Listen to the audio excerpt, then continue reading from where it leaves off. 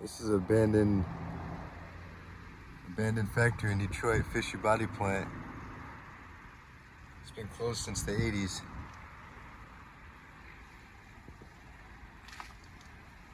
That's crazy. I've been in here a couple times before.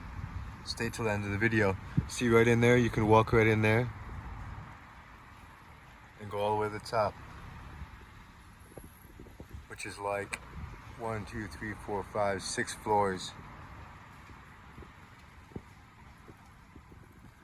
You can see all the things that are hanging from right up there. That's how old the building is. But it's been abandoned since the 80s. And it's in Detroit, kind of by downtown. A lot of different graffiti artists have visited this place.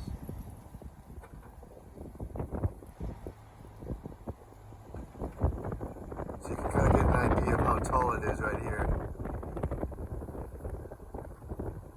There's a lot of ways to access the building, obviously. Really windy here in the city. You